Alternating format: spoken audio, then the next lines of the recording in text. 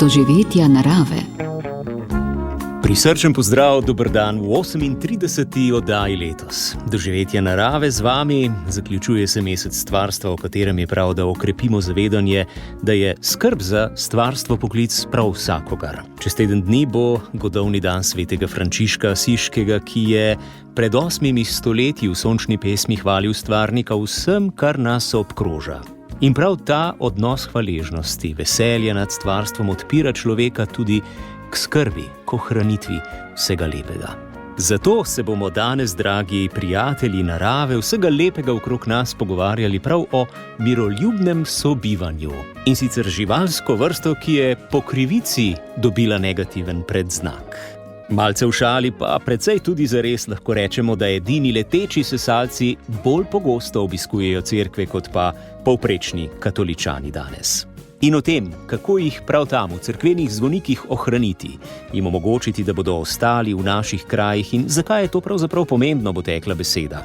Najprej pa za tiste, ki kujete načrte za tale konec tedna, prisluhnimo, kako bo v gorskem svetu. Dežurni meteorolog Timotej Kozelj. Kot zanimivost, trenutno je na Kredarici -1 stopinja in tudi malo je pobelilo oziroma pocukralo, se je spet na kameri vidi, tako da v naslednjih dneh bo v bistvu v hribih kar hladno, saj v visokogorju bodo temperature okoli 0 oziroma okoli ledišča, v sredogorju pa tam okoli 10, se bo pa hladilo, tako da za vikend bodo šle temperature tudi še nekoliko navzdol.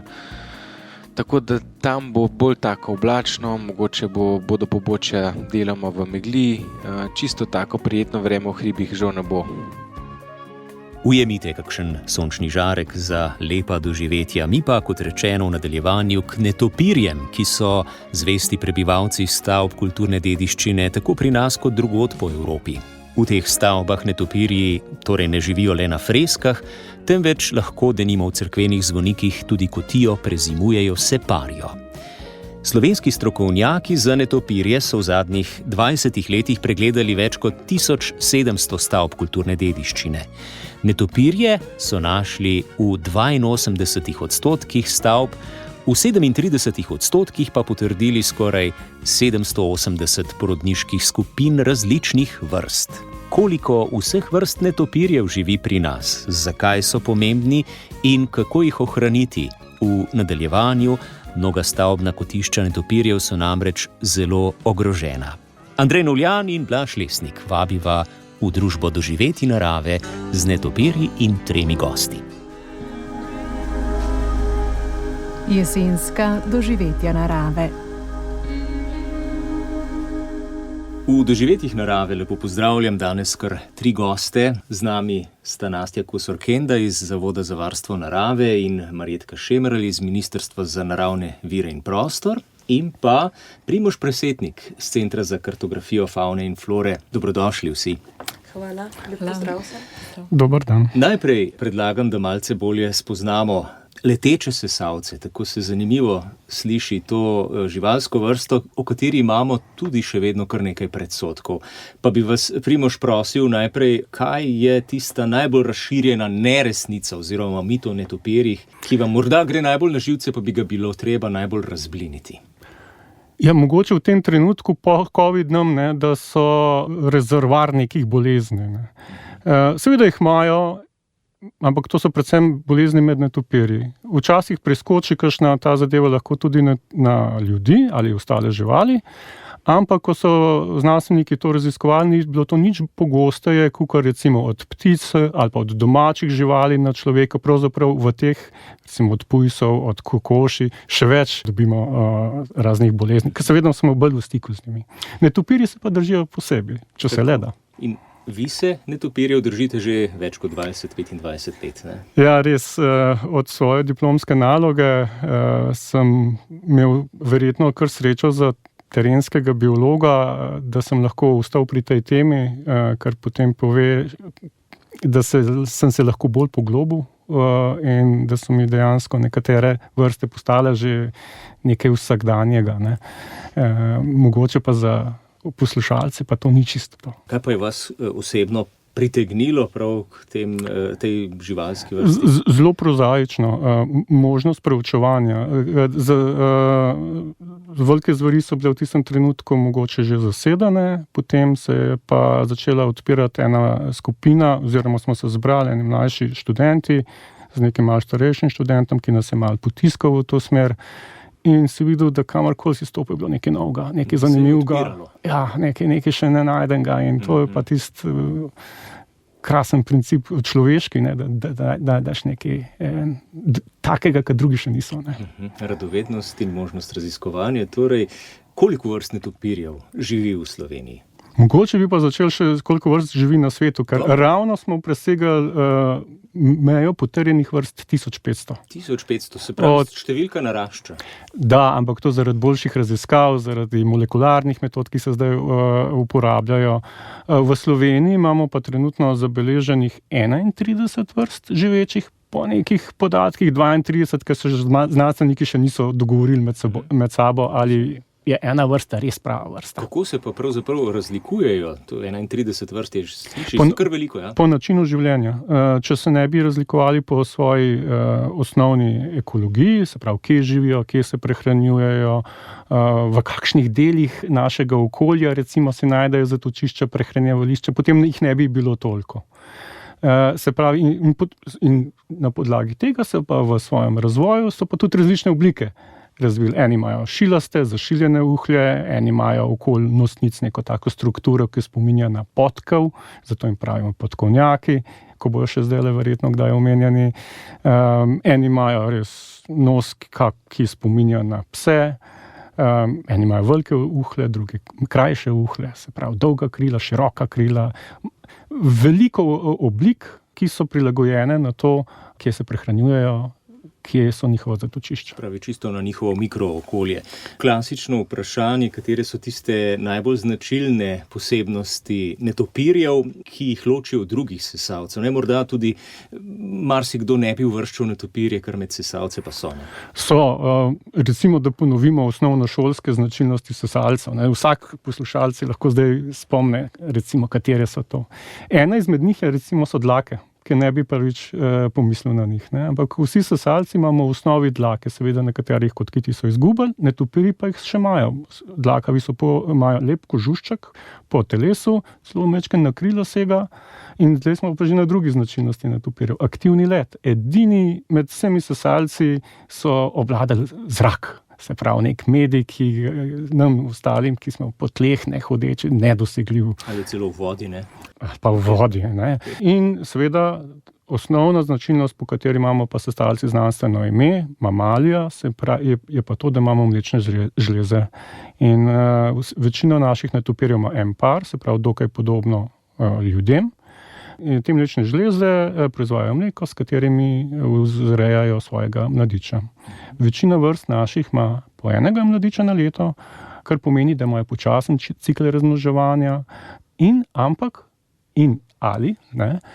to pomeni, da so tudi dolgožive. Ker tolikšna vloga v enega mladiča, to pomeni, da mora biti mama 2, 3, 4 leta aktivna, sposobna, da prežive, da lahko dovoljšno število svojega zaroda vzgoji, da se vrsta nadaljuje. To je pa tudi zanimivo, ne, med sesalci. Absolutno, ampak 3-4 leta, kar sem jih zdaj omenil, to je minimum. Nekateri naši v Sloveniji zabeleženi netopirji so živeli več kot 20 let.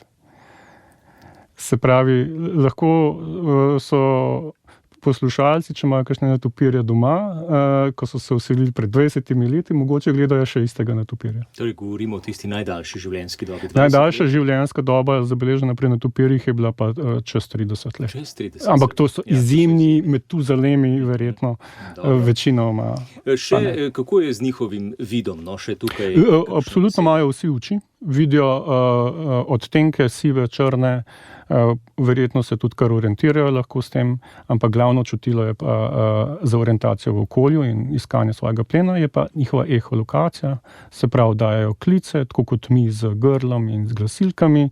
Klici se potujejo po okolici, se odbijajo od nekih predmetov, od recimo grmovja, od svojega plena, celo zaznajo lahko muhe. Najmanjše mušice. Najmanjše mušice. se pravi, ta zvok se odbije, z velikimi uhlji ga prestrežejo, možgani to nekako procesirajo, da točno vejo, kje je ta plen, ali pa veja, ki se je treba izogniti, in potem se tako orientirajo. So res aktivni samo po noči? Večinoma da, vendar ravno v takšnem času, kakor je jesen, včasih vidimo pri nekaterih vrstah, da so aktivni že pred sončnim zahodom, ker so takrat še žuželke, po sončnem zahodu je pa lahko že velikokrat prehladno. Ali, kar je pa še bolj redko, pa vidimo celo neke take, lahko bi rekli, roje med selitvijo. Navadni mračnik so že doživeli v Sloveniji, da so naši kolegi ptičari našteli tudi več kot 100 živali v preletu v sredi popoldneva, od 4. ure do sončnega zahoda. Poslušate jesenska doživetja narave.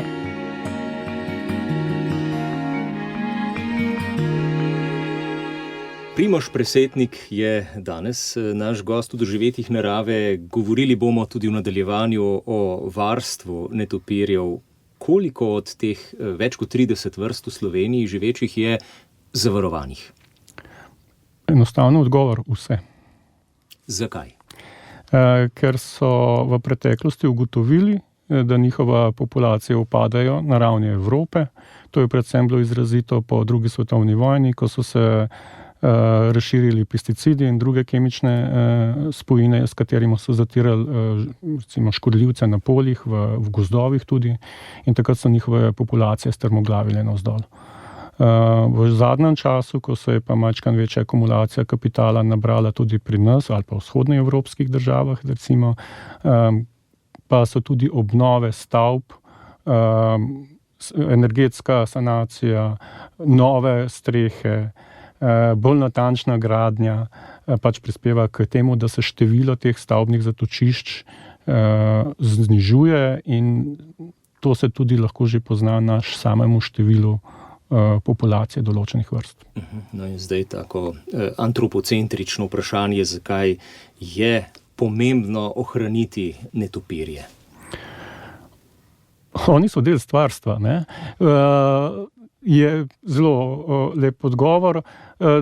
Strokovni biološki je pa, da imajo v prepletu teh raznih interakcij med živimi biti svojo vlogo.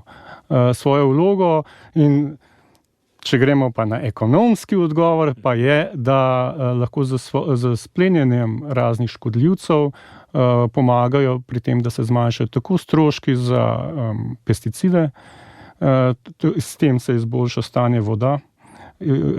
Se pravi, in to so različne ekonomske študije, koliko milijard na leto samo prehranjevanje netopirjev z žuželkami pripomore k varčnejšemu načinu gospodarjenja, bolj trajnostnemu.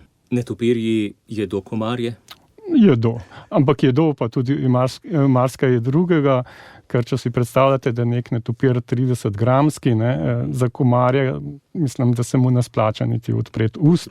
Zato pa lahko kakšnega masnega metulja nočnega ali pa hrošča pa z veseljem pohrusta. No, to je samo tako kot medklic, zato ker tudi netopirji še vedno imajo, poleg tistega, kar sva v uvodu omenila, nek prizvok zaradi pravzaprav česa, kje se jih je prijel skozi literaturo, pa zgodbe o Drakulah in tako naprej. Ravno Drakula, on je kriv. Tako je treba povedati, ker je on združil te vampirje in netopirje, in naredil sem pred kratkim eno študijo, kolikokrat je bil netopir omenjen v tem romanu Drakula, mislim, da okoli 31-krat.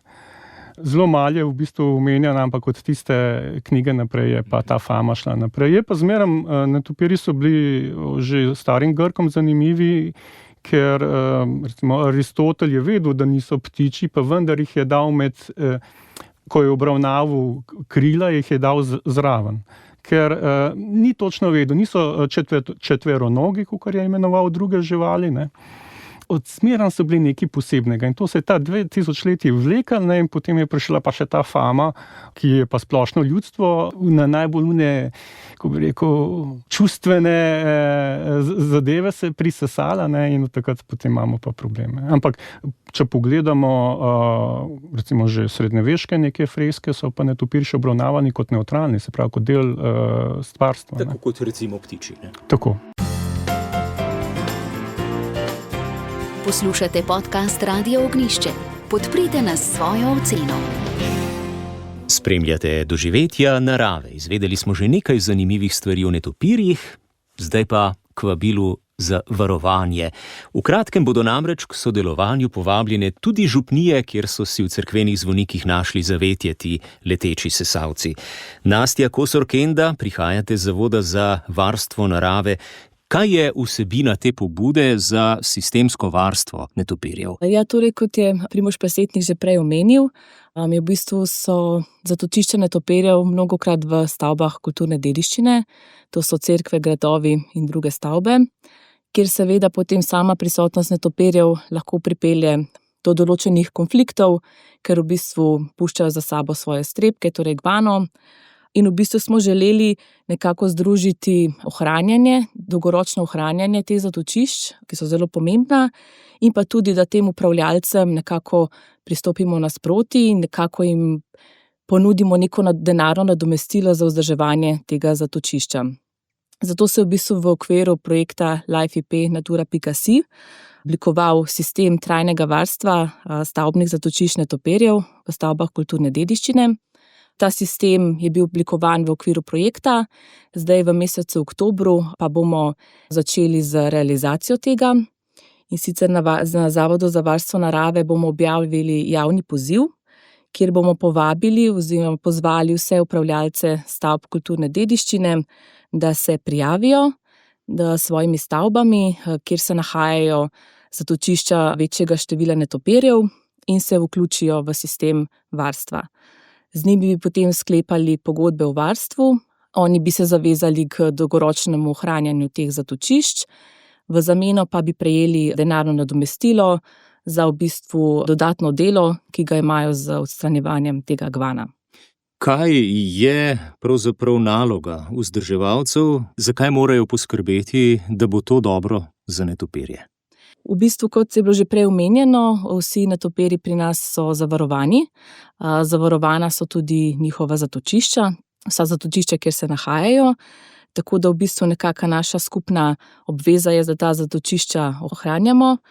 Pri ohranjanju v bistvu govorimo največkrat o tem, da se puščajo odprte preletne odprtine, ki jih netopirji uporabljajo za prelet ven in nazaj noter v zatočišče, da se recimo ne izvaja določenih posegov, prenov v času, ko so netopirji na zatočiščih, in na ta način se v bistvu omogoča netopirjev, da v teh zatočiščih ostanejo, ker se torej zavedamo, da v bistvu samo prisotnostjo imajo upravljalci dodatno delo, da morajo čistiti gvano. V bistvu smo želeli vzpostaviti nek sistem za trajno varstvo ob tem, da tudi oni dobijo neko nadomestilo za to dodatno delo.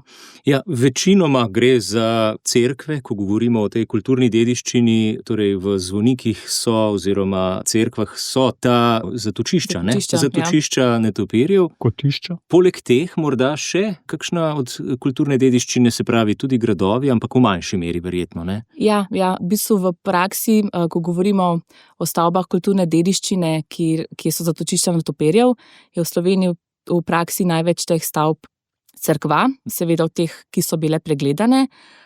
Nekaj malega je tudi gradov. Lahko gre pa tudi za recimo kakšne starejše hiše, ki v bistvu imajo ta status kulturne dediščine, torej da gre za neko nepremično dediščino in da se v taki stavbi nahaja tudi zatočišče oziroma kotišče netopirjev. Tako da v bistvu s tem pozivom bi želeli povabiti vse upravljalce stavb kulturne dediščine, ki imajo v svojih stavbah netopirje. Jesenska doživetja narave. Kakšen je namen tega sistemskega varstva, Marjeta Šemerl? Verjetno imate popis teh stavb po Sloveniji, monitoring poteka, smo se prej pogovarjali, ve se, kje so ta zatočišča netopirjev, torej bo zato delo lažje. Ja, seveda, itak tudi mi izhajamo iz rezultatov monitoringa. In iz teh rezultatov smo si tudi zadali enega tega cilja v našem projektu, ki ima cilj naslov Life integrirani projekt za okrepljeno upravljanje Nature 2000 v Sloveniji, ker so rezultati tudi pokazali, da je prisoten določen trend uničevanja stavbnih zatočišč netopirjev. Skozi leta se kaže, da je vedno večje število teh zatočišč uničenih in mi si želimo s projektom in s to rešitvijo zaustaviti ta trend. Seveda bo bi idealno, če bi ga lahko obrnili, da tudi obnovimo nekatera zatočišča, ampak primarno je pa cilj, da zaustavimo, da se ozavesti ljudi in da se jim ponudi rešitev, ki jim bo olajšala to sobivanje in jim dala možnost, da se ne odločajo za zapiranje stavbnih zatočišč. Torej gre tudi za neke vrste ozaveščanje. Seveda. Ozaveščanje ima zelo veliko nalogo in tudi skozi monitoring, ko so na terenu naši popisovalci, je tudi glavni del komunikacije z upravljavci, da jim predstavijo, kakšen je življenjski cikel netopirjev, kaj potrebujejo, zakaj so pomembna ta stavbna zatočišča in kako lahko pri tem oni prispevajo, kako lahko temu doprinesejo. Poslušate podcast Radia Ognišče. Podcast Radia Ognišče. O netopirjih govorimo danes in o tem, kako jih zaščititi. Slišali smo že zakaj, slišali smo že o popisih, ki tečejo že vrsto let v Sloveniji, pa me zanima, Primož Presetnik, kako je geografsko razporejeno ta koncentracija zatočišč po Sloveniji. Kje so netopirji najbolj prisotni? Netopirji so pri nas povsod. Lahko bi skoraj rekel, od morske gladine do vrha Triglava, samo ravno z vrha Triglava še nimam podatkov, kakšnih 200 metrov nižje pa že imamo prve najvišinske rekorde. Netopirji so se pravi vseh teh 30, 31, 32 vrst, kolikor jih imamo, so povsod. Seveda nekateri so bolj toploljubni, se pravi so v južnih delih, eden je pa hladnoljuben, se pravi je v višjih delih Dinaridov in Alp.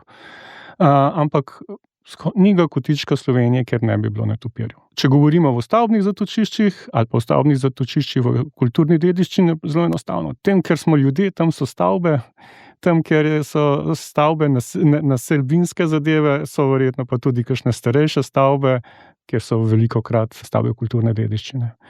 Zdaj, če hočemo povedati nekaj številk, pa nekaj, da upredmetimo to, recimo grad na Goričkem, ko smo se pogovarjali v gradovih, eno izredno pomembnih zatočišč netopirjev. Tam sem delal svojo diplomsko nalogo. 11 vrst ali 12 že celo, mislim, da je bilo najdenih. Se pravi, če gremo malo bliže v srednjo Slovenijo, recimo Goriča vas pri Ribnici. Ogromno zatočišče 4 vrst, čez 1000 se jih najde. In to so največje vrste. To so vedra in vedra iztrebkov lahko na leto. Govorimo o 50-100 kilogramih. Tu so te težave, ki se... Pri teh zatočiščih. Sam teh jih imamo mogoče v Sloveniji čez 1000, jih imamo 5-6. Takih. Pa še žal so bile pred kratkim v teh 4 letih uničeni 2 take večji zatočišči. No, ampak ko človek takole posluša, imamo po vsej Sloveniji pa takole ogromna zatočišča, si misli, se nimamo težav s tem, da bi bili ogroženi. To je sicer res, ampak teh zatočišč je pa številčno malo. Na zatočiščih je zato ogromno živali, ki so se tam skoncentrirala. In vsako tako je potem dragoceno. Če uničimo eno zatočišče v vaški Cerkvici, to pomeni, da vse tisti okolici z obnovljenimi hišami, se pravi, kamor ne morejo netopirji noter dostopati, potem ni več tega kotišča. Se pravi, je lokalno izumrtje. In če se potem ta mreža lukenj širi, lahko ostane tudi neka okolica brez določene vrste. Ne? Kakšne so doslej izkušnje Nastje oziroma Marjetka o tem, kako smo do zdaj bili uspešni pri varstvu netopirjev? Poziv tovrsten, tako širok, je najbrž prvič v Sloveniji na ta način. Ja, to je pilotno zastavljen sistem. Zdaj bo letos prvič javni poziv objavljen in ker smo ga dejansko oblikovali v sklopu tega projekta. To je 8-letni projekt, začel se leta 2018 in se z drugim letom, naslednjim letom zaključuje. Si pa želimo, da bo seveda ta sistem, ker bo zdaj vzpostavljen, potem živel dalje, tudi po projektu, da bo to neka trajna rešitev. Ampak že v sklopu projekta mislim, da smo bili kar uspešni, ker smo nekako bolj okrepili tudi komunikacijo z določenimi akterji, ki lahko vplivajo na zaprtje, več opozarjamo, več smo na terenu, spremljamo, med sabo komuniciramo tudi naprimer z Zavodom za varstvo kulturne dediščine, imeli smo skupne delavnice, kjer so jim sodelavci Primož in iz Zavoda za varstvo narave predstavili problematiko. Ker tudi oni, če gre za stavbe kulturne dediščine, običajno prvi dobijo neke vloge za soglasje, da bojo neka dela potekala, in s tem, ko krepimo to sodelovanje, nas veliko tudi oni dejansko zdaj obvestijo, tam bo nekaj potekalo in lahko mi pogledamo, ali so tam prisotni netopirji, ali jih pričakujemo, in potem obvestimo upravljavca, da mora paziti pri samem izvajanju del, oziroma da mogoče mora prestaviti izvajanje del. Ker kot smo rekli, stavbna zatočišča so predvsem pomembna v Sloveniji z vidika razmnoževanja netopirjev. V njih so prisotna kotišča, kar pomeni, da so prisotne samice z mladiči v poletnem času. In to je dejansko najbolj tako ranljivo obdobje vzgoje mladičev, če takrat preveč vznemirimo netopirjev, pač lahko pride do pogina mladičev, ker pač jih ne uspejo. Torej zgodnje poletje? Ja, zgodnje poletje, spomladi prihajajo, zgodnje poletje, potem vse tja do jeseni, ko dejansko potem odhajajo v jesenska zatočišča in kasneje na zimska zatočišča. Ne?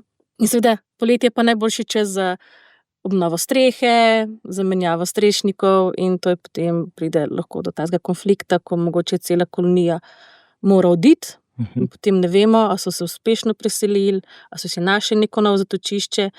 Potem problem, da tudi če pride do obnove, pa se vzpostavi zatočišče, to pomeni, da so odprte line, včasih ne pridejo nazaj.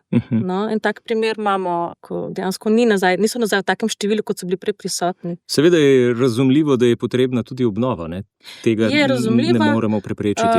Zato pač tudi ni pol problem, Zavod za varstvo narave poda usmeritve, kdaj se lahko dela to me je izvajajo. zanimalo. Se lahko obrnejo na vas za kakšne, recimo župnišča za pomoč? Seveda, oni potem dajo vlogo na Zavod za varstvo narave, na območno enoto, ali pa na ministrstvo, odvisno, ali te dela potekajo znotraj Nature 2000, izven Nature 2000, tudi Ministrstvo za naravne vire in prostor je pristojno za nekatera soglasja. In potem pridobijo soglasje, ki vsebuje pogoje, ki jim povejo, katero obdobje lahko delajo, pa na kakšen način naj naredijo, da seveda se potem še vedno pustijo odprte line, da se jih ne zapre, ker vemo, da problem niso na podstrehah ali pa na zvonikih vedno netopirji, golobi so velikokrat prisotni, njihova gvana je to zelo moteče, ampak obstajajo, ko bi rekla, da se zapre line na določen način, ki še vedno omogoča prehajanje netopirjem. Pa hkrati morda omeji golobom. Omeji prisotnost. Ja, naprimer, ena taka preprosta rešitev so te budice, ki se jih namesti proti golobom. Golob ne more pristajati, netopir pa še vedno lahko prileti skozi. Tudi pri netopirjih so razlike. Nekateri rabijo malo večjo lino, ker priletijo, nekaterim je pa dovolj majhna špranja, skozi katero se priplazijo. No? Se pravi, dobro vedeti, katera vrsta je prisotna. In to se tudi spremlja skozi monitoring, pri pregledu stavb, se tudi zabeleži možnosti, ki so te odprtine, ki so primerne za prihajanje vrst, in tudi v sklopu projekta nismo samo zastavili sistema trajnega varstva, ampak tudi izvajamo določene tehnične ukrepe, in tak preprost tehnični ukrep je označevanje lin, ker vemo, da tudi naprimer v župnijah se župniki zamenjajo, upravljavci se zamenjajo in mogoče vedno ne gre vsa informacija naprej do naslednjega, sploh če ni to zelo taka ključna informacija za samo upravljanje župnije. Nameščamo posebne označbe, da so pa to line, ki so pomembne za prelet netopirjev. Torej vsak bo šel tisto stavbo gor, naprimer na podstreho, prehod med podstreho in zvoniščem, lahko vidi tako zeleno oznako in bo vedel, da ni dobro zapreti te odprtine. Tole zdaj je Primož drži v roki. Ja. Pozor, preletnica, piše na taki tablici. Ja. In te so nameščene recimo v zvonikih cerkva. To se zdaj trudimo nameščati v čim večjem številu, sploh kjer izvajamo konkretne ukrepe, in pa tudi za vse tele stavbe, kjer se bojo lastniki oziroma upravljavci odločili za vključitev v sistem, osvedeno od pogojev tudi, da bojo dopuščali, da se izvedejo vsi možni ukrepi, da se čim bolj omeji tole škodo glede gvana. Ne? Ker včasih je že določen ukrep zelo doprinese k blažjemu čiščenju, naprimer, in pa tudi omejevanju, naprimer netopirji, lahko imajo kotišče, naprimer na podstrehi, ampak priletajo pa v podstreho skozi lino na podstrehi, pa čez zvonišče, In zdaj, če mi ugotovimo, da čez zvonišče ne rabijo leteti, ker imajo dovolj odprtine pod strehi, lahko zaprejo prehod in s tem omejimo, da je gvano samo na podstrehi. Ali pa, na primer, velikokrat so podstrehe obokane, kar je težko čistiti, pa naredimo poseben lesen podest s folijo, ki je ful lažje pometanje in odstranjevanje gvana. Ali pa problem so, na primer, kakšne mehanizmi, zvonov, če se gvano preveč gor nabere, lahko pokvari, pa pripravimo lih tako kakšne zaščite, da to gvano se ne nabira znotraj mehanizmov, da se jih zaščiti. Poslušate jesenska doživetja narave.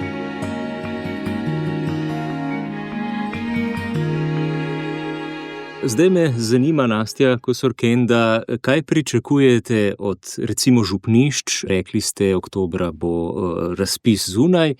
Kaj morajo storiti recimo župniki, da bi prišli do teh sredstev, da se sklene pogodba, če želijo sodelovati?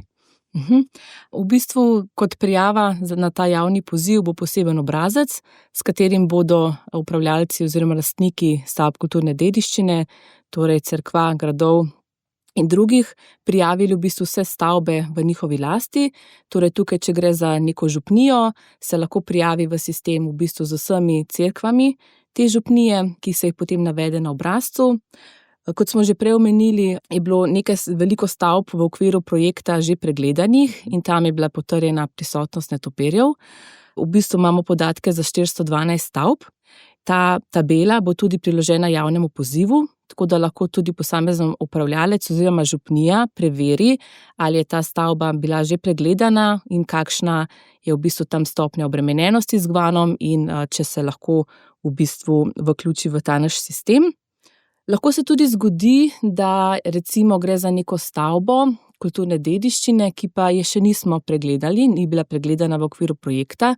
Tudi tako se lahko vključi, seveda, če se gor nahaja zatočišče netopirjev v večjem številu. Recimo, da opazijo župljani ali župnik, da so netopirji, ne? Pa morda tega še vi ne veste. Ja, recimo, v takem primeru potem bomo izvedli še en pregled zatočišča, da bomo potrdili prisotnost netopirjev in v bistvu opredelili to obremenjenost.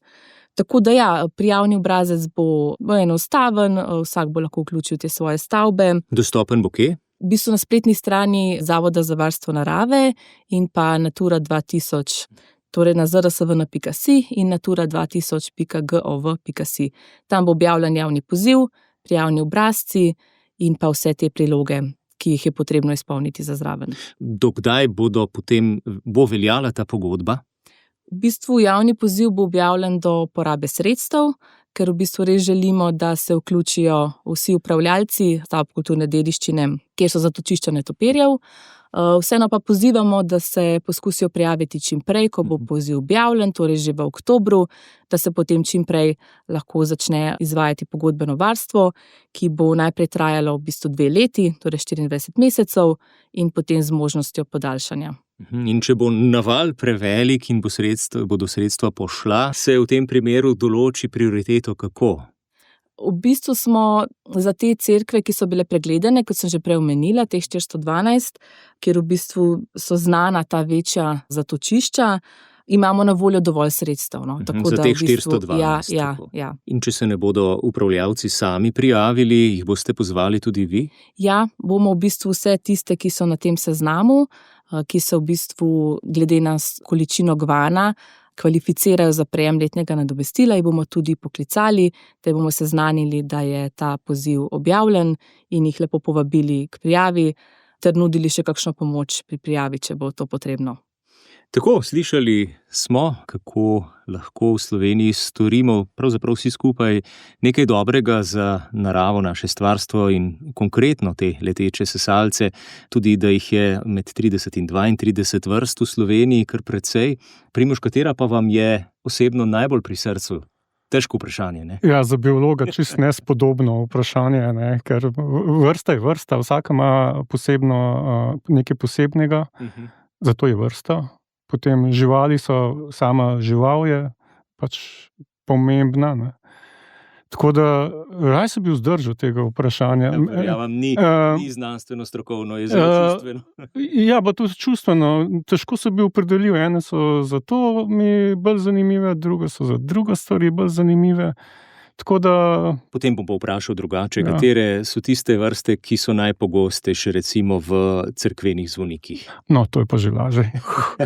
Mali podkovnjaki so zelo pogosti pri nas.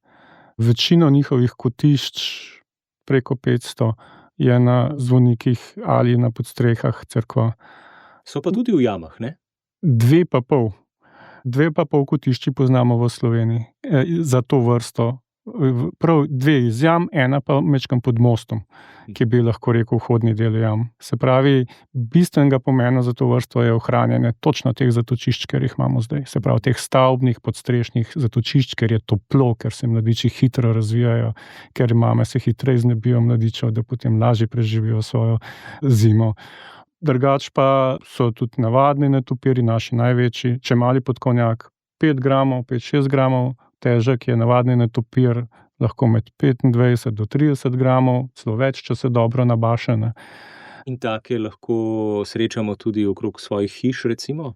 Lahko, samo težko jih pa opazimo, ker te, ki se sedaj naštevam, izogibajo svetlobe in se skrivajo v gozdu, tam lovijo. Medtem pa te netopirje, ki jih opazimo v bližini naših hiš, ki so velika tudi vsaj delno osvetljene z cestno razsvetljavo, so pa druge vrste, so pa mali netopirji, pa drobni netopirji, pa belorobi netopirji. Ampak so še vedno netopirji, ne? Seveda.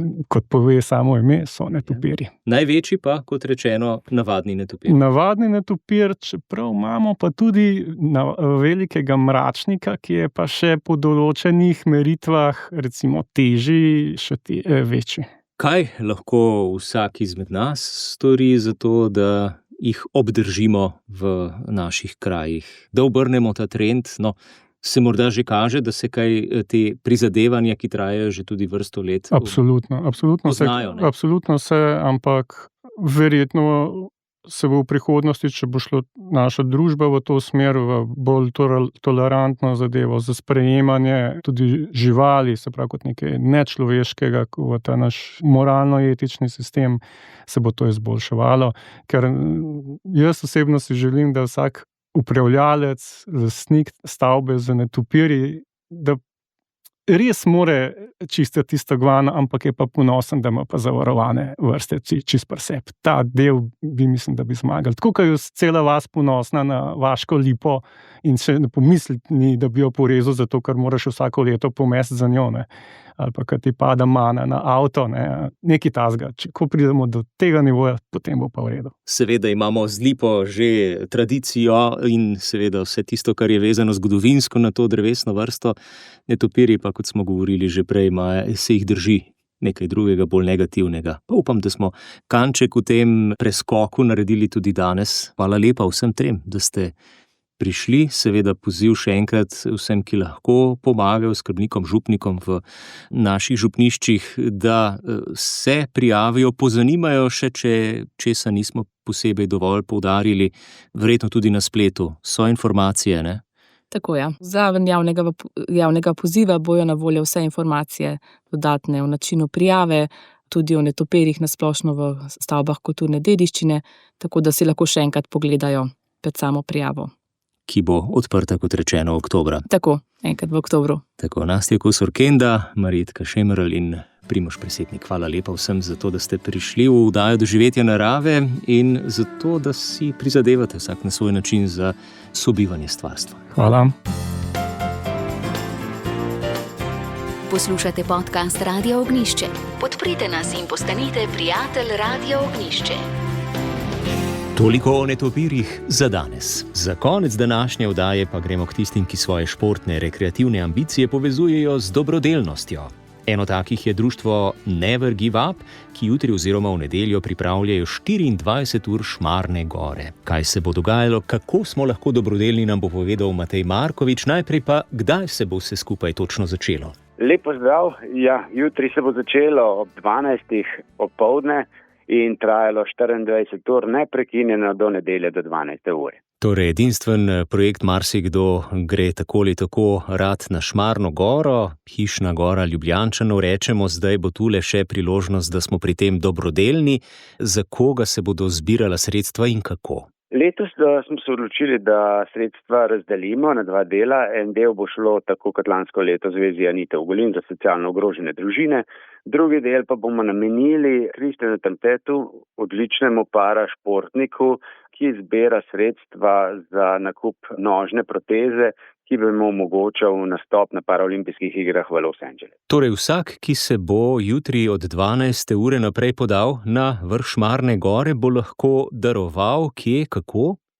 Letos imamo v bistvu našo postojanko na vrhu Šmarne gore, zaradi tega, da omogočimo ljudem, da lahko pridejo po katerikoli poti na Šmarno goro, ker vemo, da je 100 poti na Šmarno goro. Mi smo gor, smo čisto na vrhu, na označenem mestu in seveda veseli bomo prav vsakega, ki bo prišel nas pozdraviti, donirati in seveda z nami preživeti en super dan. Kako pa bo morda kakšen namig s parkiranjem spodaj? Tu zna biti kar težava, sploh če bo ljudi veliko. Tudi na to smo pomislili, zato smo zaprosili slovensko policijo, da nam je odstopila parkirišče pri Policijski akademiji, tako da vsi naši udeleženci bodo imeli brezplačno parkiranje pri Policijski akademiji, torej tik pred vzponom na Šmarno goro. Za vse je poskrbljeno, se morda ve, kdo bo hodil tudi po noči na Šmarno goro, verjetno je nekaj takih, ki bodo kar ponovili in ponavljali ta vzpon, ne? Ja, vsekakor na vseh naših projektih se najde nekdo, ki ruši neke meje, tako osebne kot nasplošno. In po naših izkušnjah iz preteklih dogodkov verjamemo, da bo v vsakem trenutku vsaj 10 ljudi hodilo neprestano gor in dol. Nekateri mogoče bojo prišli ob polnoči, pa potem hodili do jutra, nekateri bojo pa, verjamem, vztrajali kar 24 ur. To bo pa zanimivo. Skupnimi močmi, torej proti močnemu valu dobrote, ki bo prinesel novo upanje tistim, ki ga najbolj potrebujejo, kot ste zapisali. Matej, hvala lepa in uspešen projekt želimo. Najlepša hvala. Doživetja narave. Hvala tudi vam, spoštovani ljubitelji narave, če se boste odzvali v vabilu in šli na Šmarno goro po noči, morda uzrete tudi kakšnega netopirja. Do naslednjega petka vam Andrej Novljan in Blaž Lesnik želiva varen korak. Naročite se na podcast oddaje.